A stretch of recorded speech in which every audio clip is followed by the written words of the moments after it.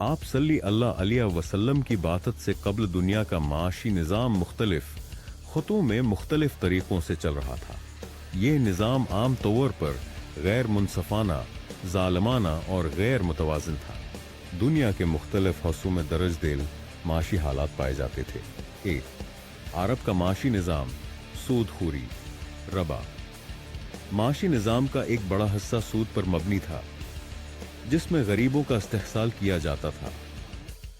कबायली तुजारत, मक्का और दूसरे शहरों में काफिलों के जरिए तुजारत आम थी, लेकिन दौलत चंद कबीलों और अफराद के हाथों में महदूद थी। गुलामी, गुलामों को एक माशी सरमाए के तौर पर इस्तेमाल किया जाता था और उनके साथ गैर इंसानी सलूक किया जाता था। ज़री माइशत की कमी, अरब में ज़राअत कम थी और माइशत ज़्यादातर तुजारत और लौट मार पर मबनी थी। तो रोम और ईरान, जागीरदाराना निज़ाम, ज़्यादातर ज़मीन और वसाइल चंद अफराद या इशराफिया के कब्ज़े में थे, जबकि किसानों और गरीब तबक़े का इस्तेहसाल के अजाता सित्तसा किया जाता था। टैक्स का बोझ, गरीबों पर भारी टैक्स गायद किए जाते थे, जिसकी वजह से अमीर और गरीब के दरमियान खला बढ़ता जा रहा था। करेंसी और तुजारत, सोने और चांदी की करेंसी इस्तेमाल होती थी, लेकिन तुजारत में इंसाफ और मुसावात का फुकदान था। तीन, हिंद का माशी निज़ाम, ज़ात पात का निज़ाम। हिंदू माशरे में ज़ात पात की बुनियाद पर माइशत तकसीम थी।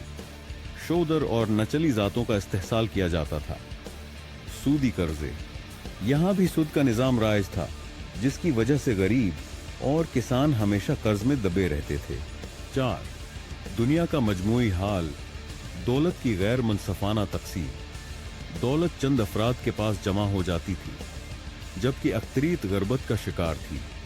आनसानी अकदार का फुकदान, माशी मामलात में धोखाधड़ी, इस्तेहसाल और झूठ आम था। सल्ली अल्लाह अलैहि वसल्लम की बातत के बाद आप सल्ली अल्लाह अलैहि वसल्लम ने दुनिया को एक मुनसफाना, अखलाकी और मसावी माशी निज़ाम दिया। सूद की ममानात, ज़कवा का निज़ाम, तुजारत में दियानतदारी और दौलत की मुनसफाना तकसीम ने माशी निज़ाम को एक नई शक्ल दी, जिससे माशरती इंसाफ और इंसानी फलाह मुमकिन हुई।